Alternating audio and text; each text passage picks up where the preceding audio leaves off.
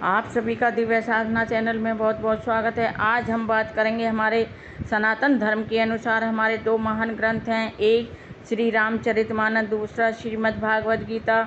ये दोनों ग्रंथ हिंदू ग्रंथों में विशेष महत्व रखते हैं। आजकल हम श्रीमद् भागवत गीता के 18 अध्याय जिनके श्लोकों की व्याख्या मैं सरल और आसान शब्दों में कर रही हूँ।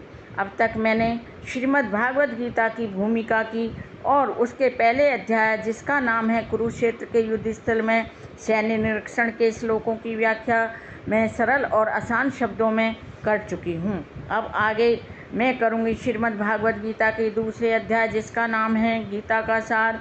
यह अध्याय बहुत ही महत्वपूर्ण है क्योंकि इसमें भगवान श्री कृष्ण जी ने अपने मुखमंडल से गीता का महत्व बताया है और कहा है कि अगर हम अपने वास्तविक जीवन में इस गीता के सार को अपनाएंगे, धारण करेंगे तो हमारे जीवन का उद्धार हो जाएगा और वास्तविक ज्ञान की भी हमें प्राप्ति हो सकेगी अगर हम इसको ध्यानपूर्वक पढ़ेंगे और इस ज्ञान को अपने वास्तविक जीवन में धारण करेंगे। मेरी आपसे प्रार्थना है कि आप इस गीता के सार के श्लोकों की व्याख्या जो मैं सरल और आसान शब्दों में कर रही हूँ उसका आप श्रवण अवश्य ही करें। वीडियो शुरू करने से पहले आप सभी से मेरी प्रार्थना है कि आप मेरे वीडियो को लाइक, शेयर, सब्सक्राइब अवश्य करें, बेल आइकन भी प्रेस करें जिससे मेरे सभी नोटिफिकेशन आपको मिलते रहें। अब शुरू करते हैं आज का वीडियो जिसका नाम है गीता का सार, जो श्रीमद् भागवत गीता का दूसरा अध्याय है। इसके श्लोकों की व्याख्या मैं सरल और आसान शब्दों में कर रही हूँ। आज का श्लोक है 45। त्रैगुण्य विषयः वेदः निस्त्रैगुण्यः भव अर्जुन निद्वन्द्व नित्य शत्रु स्थ निर्योग क्षेम है आत्मवान है।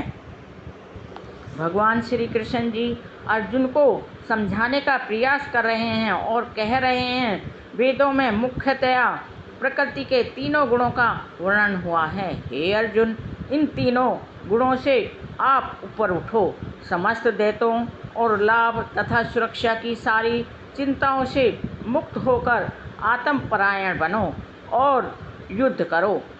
कहने का तात्पर्य यह है कि सारे भौतिक कार्यों में प्रकृति के तीनों गुणों की क्रियाएं तथा प्रतिक्रियाएं निहित होती हैं। इनका उद्देश्य कर्म फल होता है जो भौतिक जगत में बंधन का कारण बनता है।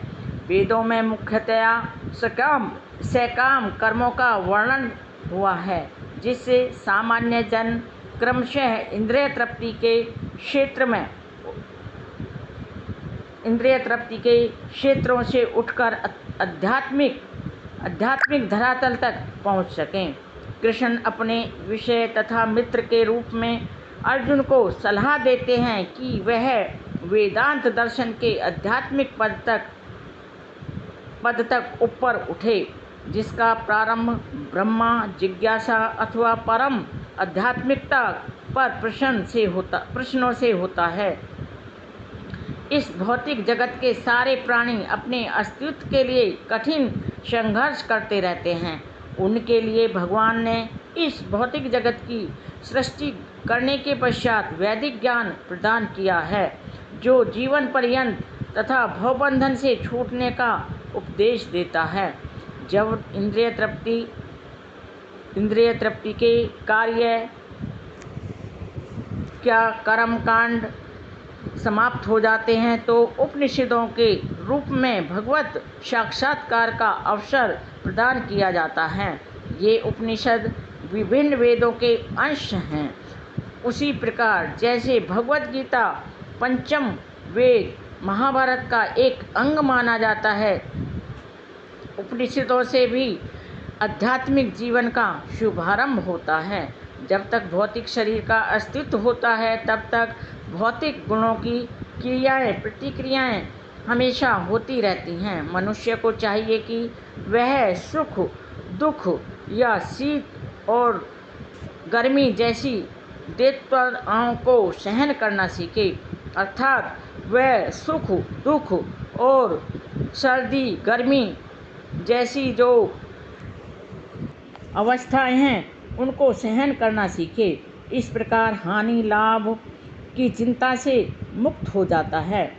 जब मनुष्य कृष्ण की इच्छा पर पूर्णतः आश्रित हो जाता है, अर्थात अपने आप को भगवान श्री कृष्ण की इच्छा पर पूर्णतः आश्रित कर लेता है, तो यह दिव्य अवस्था को प्राप्त हो जाता है, अर्थात उसे दिव्य अवस्था प्राप्त हो जाती है और मुक्ति का मार्ग मिल जाता है। यह थी मेरे आज के 45वें श्लोक की सरल और आसान शब्दों में व्याख्या। मेरे वीडियो में अंत तक बने रहने के लिए आप सभी का कोटि कोटि धन्यवाद। नमस्कार।